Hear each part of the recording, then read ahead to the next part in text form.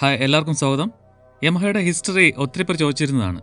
മുമ്പ് royal എൻഫീൽഡിൻ്റെ history ചെയ്തപ്പോഴേ ചോദിച്ചതാണ്. അപ്പോൾ ഇന്ന് ലെജൻഡറി യമഹയുടെ ചരിത്രത്തിലേക്ക് ഒന്ന് പോയിട്ട് വരാം.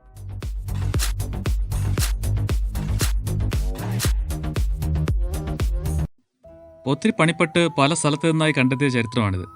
ജപ്പാനിൽ യമഹ കമ്പനിയുടെ ഫോർമേഷനിൽ തുടങ്ങി അവരുടെ പ്രധാനപ്പെട്ട വണ്ടികളുടെ ലോഞ്ചുകളിലൂടെ യമഹ ചരിത്രം പറയാം എന്നതാണ് പ്ലാൻ. ഇന്ത്യയിലെ എല്ലാ യമഹ ബൈക്കുകളും കവർ ചെയ്യുന്നുണ്ട്. ഇന്റർനാഷണലി ലോഞ്ച് ചെയ്ത ബൈക്കുകളിൽ പ്രധാനപ്പെട്ടത് മാത്രം പറയാം. അതുപോലെ ഈ അടുത്ത കാലത്തുള്ളതും ഒഴിവാക്കും, അല്ലെങ്കിൽ മണിക്കൂറുകൾ വേണ്ടിവരും. നേരത്തെ പറഞ്ഞ പോലെ ഒത്തിരി സമയം ചിലവാക്കിയാണ് ഇതെല്ലാം കണ്ടെത്തിയതും ഫിൽട്ടർ ചെയ്തതും, പ്രത്യേകിച്ച് വർഷങ്ങൾ. എന്നാൽ എവിടെയെങ്കിലുമൊക്കെ തെറ്റുകൾ കടന്നുകൂടാം എന്നെനിക്കറിയാം. അത് മനുഷ്യ സഹജമാണെന്ന് മനസ്സിലാക്കി ക്ഷമിക്കുമെന്ന് ഞാൻ പ്രതീക്ഷിക്കട്ടെ. ഓക്കെ, എന്നാൽ തുടങ്ങാം.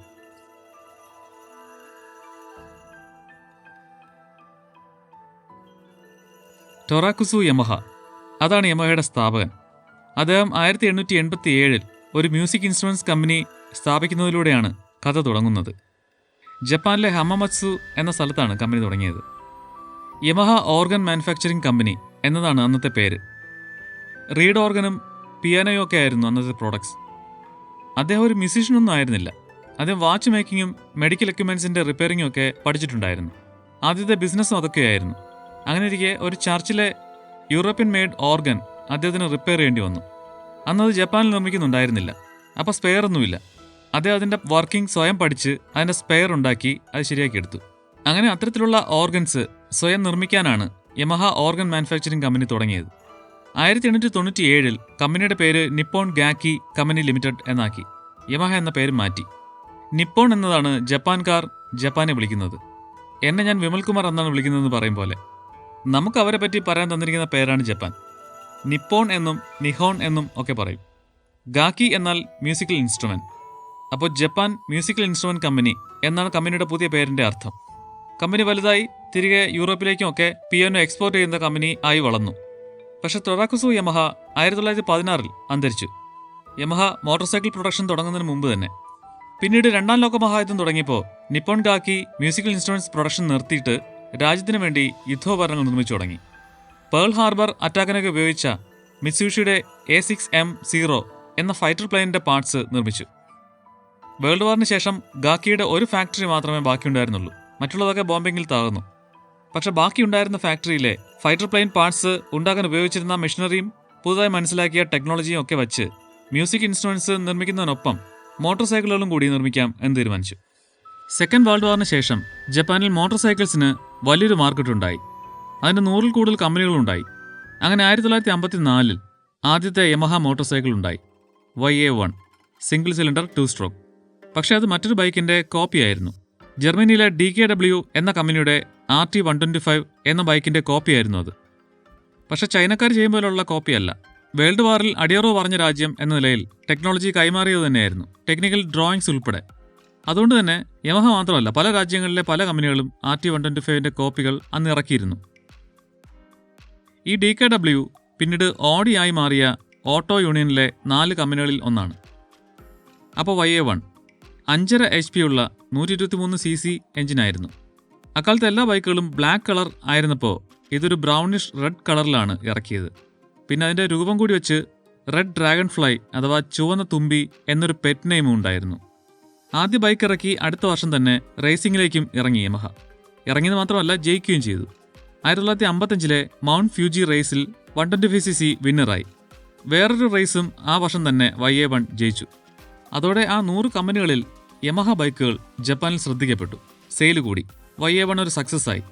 അങ്ങനെ ആദ്യമേ തന്നെ യമഹ എന്ന ബ്രാൻഡിന് പവർഫുൾ റേസ് വിന്നിംഗ് മെഷീൻസ് എന്നൊരു പ്രതിച്ഛായ ഉണ്ടായി. ഇന്നും അതങ്ങനെ തന്നെയാണല്ലോ. YA1 വിജയമായപ്പോൾ മോട്ടോർ സൈക്കിളിന് ഒരു പുതിയ സെപ്പറേറ്റ് കമ്പനി ഫോം ചെയ്തു.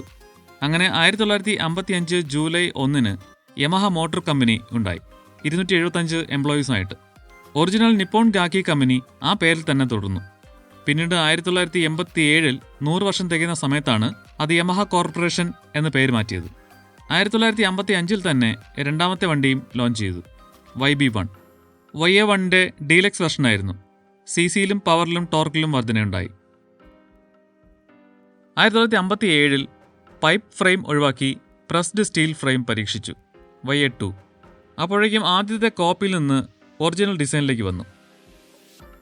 57 തന്നെ 250 cc 2 stroke 2 cylinder parallel twin എഞ്ചിനോടുകൂടി YD1 വന്നു. നമ്മൾ SD-ലൊക്കെ കണ്ടിട്ടുള്ള പോലത്തെ ഡിസൈൻ.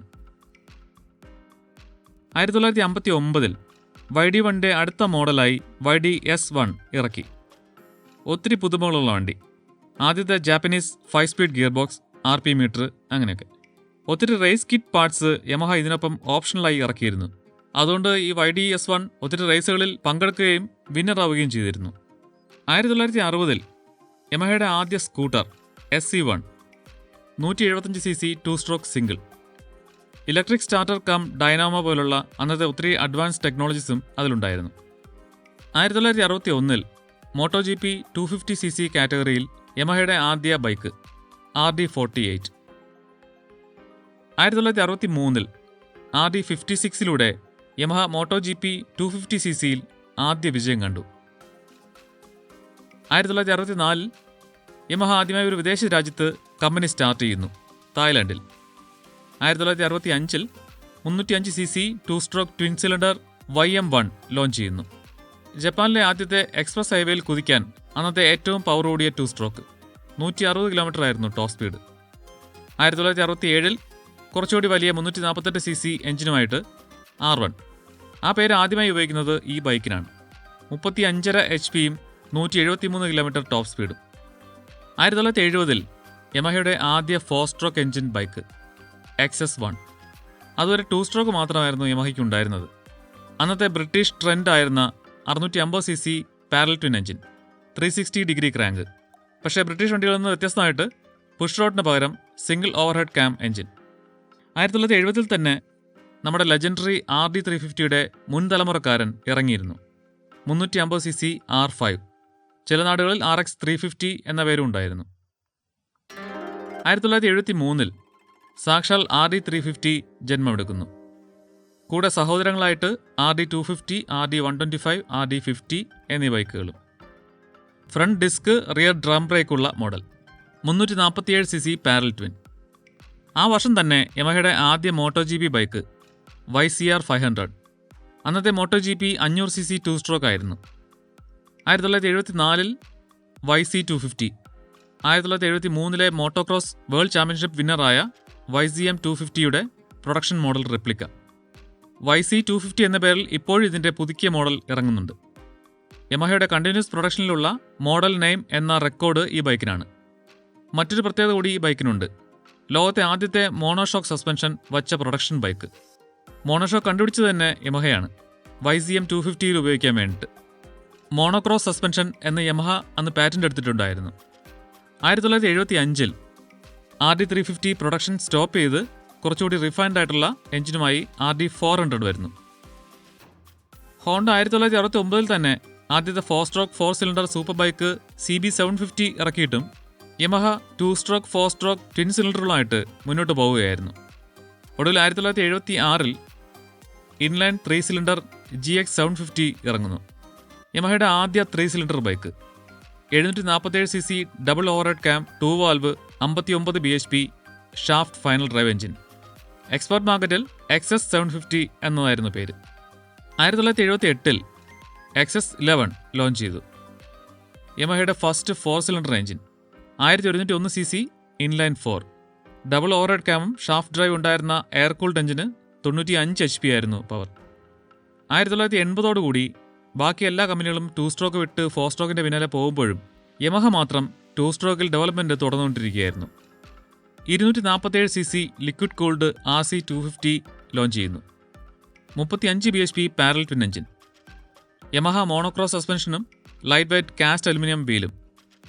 1980 തന്നെ നമ്മുടെ പ്രിയപ്പെട്ട RX100 ഇൻ്റർനാഷണൽ മാർക്കറ്റിൽ ലോഞ്ച് ചെയ്യുന്നു.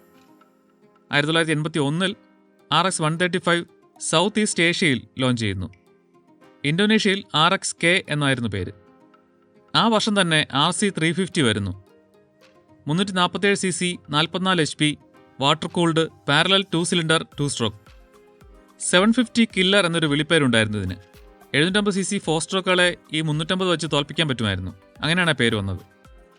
1981 തന്നെ XV750 ഇറങ്ങുന്നു, യമഹയുടെ ഫസ്റ്റ് വി ട്വിൻ ക്രൂയിസർ.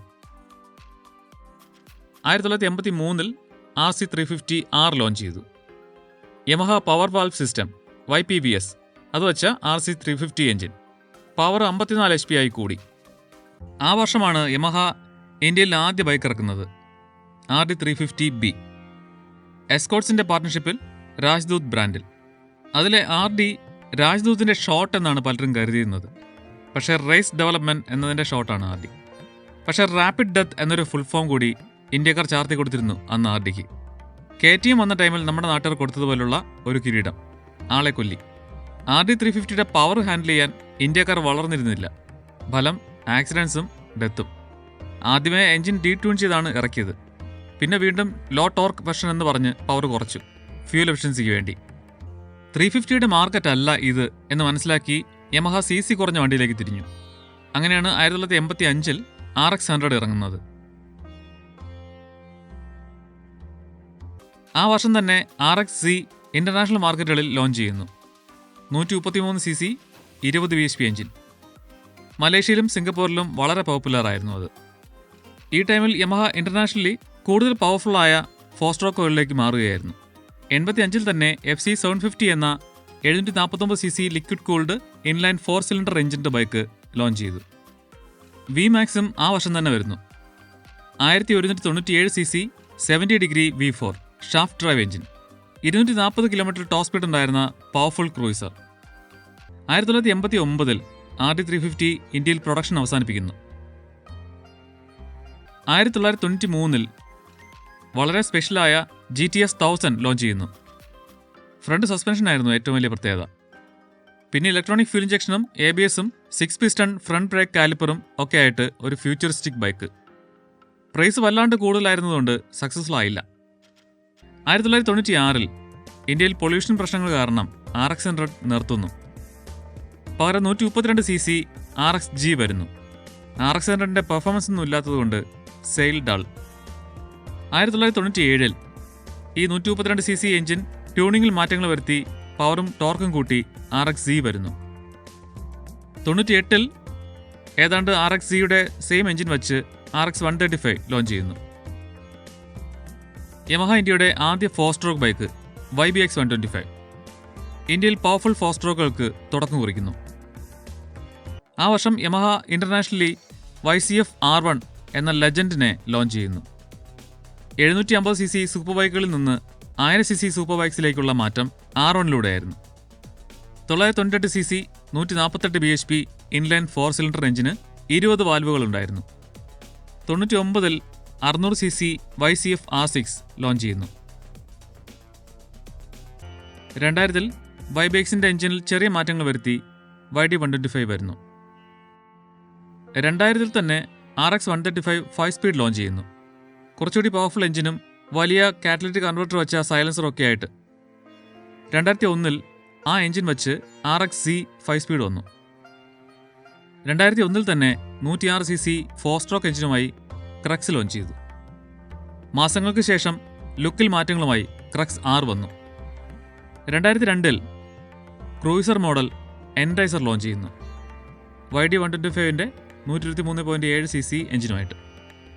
ആ വർഷത്തിൽ തന്നെ ക്രക്സിൻ്റെ എഞ്ചിൻ വച്ച് ലിബറോ വരുന്നു.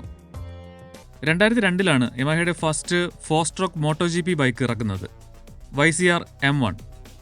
മിഷൻ 1 എന്നതാണ് M1.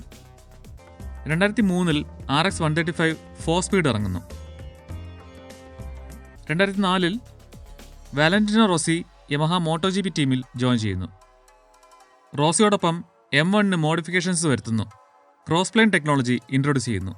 ഹോണ്ടയെ തോൽപ്പിച്ച് യമഹയും റോസിയും ആ വർഷത്തെ MotoGP വിൻ ചെയ്യുന്നു. ആ വർഷം ഇന്ത്യയിൽ ഫേസർ 125 ലോഞ്ച് ചെയ്യുന്നു. 123.7cc എഞ്ചിനിൽ മാറ്റങ്ങൾ വരുത്തി. 2004 തന്നെ ലിബറോ LX ലോഞ്ച് ചെയ്യുന്നു. 2005 ക്രക്സ് S വരുന്നു. 2005 തന്നെ ലിബറോ G5 വരുന്നു. ആ വർഷം ഇന്റർനാഷണൽ മാർക്കറ്റിൽ യമഹ MT-01 എന്ന മസിൽ ബൈക്ക് ലോഞ്ച് ചെയ്യുന്നു. മോൺസ്റ്റർ ടോർക്ക് എന്നതാണ് MT. 1670cc air cooled V-twin. 2005 Yamaha ഇന്ത്യയുടെ ബ്രാൻഡ് ഇമേജ് മെച്ചപ്പെടുത്താൻ ജോൺ അബ്രഹാമിനെ ബ്രാൻഡ് അംബാസഡറായി കൊണ്ടുവരുന്നു. അതിനുശേഷം യമഹയുടെ പ്രോഡക്റ്റ് ലൈനപ്പ് തന്നെ നേരായ വഴിക്കാവുകയാണ്. 2006 ഫേസറിൻ്റെ മോഡിഫൈഡ് വെർഷൻ ഗ്ലാഡിയേറ്റർ 125 ലോഞ്ച് ചെയ്യുന്നു. 5 സ്പീഡ് ഗിയർ ബോക്സ് ആവുന്നു. 2007 ഡിസംബറിൽ R1-ഉം MT-01-ഉം ഇന്ത്യയിൽ ലോഞ്ച് ചെയ്യുന്നു. R15-ഉം FC-യും ലോഞ്ച് ചെയ്യാനുള്ള ഒരു മൂഡ് ക്രിയേറ്റ് ചെയ്യുകയായിരുന്നു. 2008 R15 വെർഷൻ 1 ലോഞ്ച് ചെയ്തു. യമഹയിൽ നിന്ന് പ്രതീക്ഷിക്കുന്ന ടൈപ്പ് ബൈക്ക്. മാസങ്ങൾക്ക് ശേഷം മസിൽ പാക്ഡ് FC16 വരുന്നു. 2008 തന്നെ ആൽബ 106-ഉം ലോഞ്ച് ചെയ്യുന്നു. ലിബറോയ്ക്ക് പകരമായിട്ടാണ് ആൽബ വന്നത്.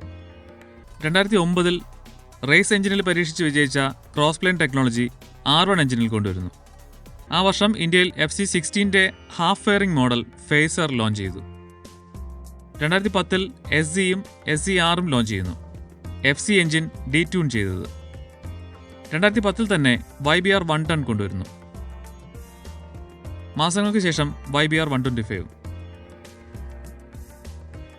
2011 R15 V2 ലോഞ്ച് ചെയ്യുന്നു. 2012 യമഹയുടെ ഇന്ത്യയിലെ ആദ്യ സ്കൂട്ടർ റേ ലോഞ്ച് ചെയ്യുന്നു. 2013 റേ സി. 2014 സെയിം എഞ്ചിനിൽ ആൽഫ. 2014 തന്നെ FC V2-ഉം FCS V2-ഉം ലോഞ്ച് ആകുന്നു. എഞ്ചിൻ CC-യും പവറും കുറഞ്ഞു. 2014 തന്നെ FC V2 എഞ്ചിൻ ബേസ് ചെയ്തിട്ടുള്ള SZ-RR V2 ഇറങ്ങുന്നു. 2015 ഫസിനോ സ്കൂട്ടർ ഇറങ്ങുന്നു. ആ വർഷം തന്നെ R3 ലോഞ്ച് ചെയ്യുന്നു. 2015 തന്നെ സല്യൂട്ടോ 125 ലോഞ്ച് ചെയ്യുന്നു. മാസങ്ങൾക്ക് ശേഷം അതിൻ്റെ 110cc വേരിയന്റ് സല്യൂട്ടോ RX വരുന്നു. 2017 FC25-ഉം ഫേസർ 25-ഉം വരുന്നു. 2018 VVA ടെക്നോളജിയോടുകൂടി R15 V3 ലോഞ്ച് ചെയ്യുന്നു. 2019 ജനുവരിയിൽ FC V3-യും FCS V3-യും ലോഞ്ച് ചെയ്യുന്നു. 2019 തന്നെ MT-15 ലോഞ്ച് നടക്കുന്നു. പിന്നെ ഇങ്ങോട്ടുള്ളതെല്ലാം BS6 ലോഞ്ചുകളാണ്. മാത്രമല്ല ചരിത്രം കഴിഞ്ഞ് വർത്തമാനത്തിലേക്ക് എത്തിയതുകൊണ്ട് ഇവിടെ നിർത്താം അല്ലേ. യമഹയുടെ ചരിത്രം എൻജോയ് ചെയ്യുമെന്ന് വിശ്വസിക്കുന്നു. വീഡിയോ മുഴുവൻ കണ്ടതിൽ നന്ദി. പുതിയൊരു വീഡിയോയിൽ ഉടനെ വീണ്ടും കാണാം. Bye for now.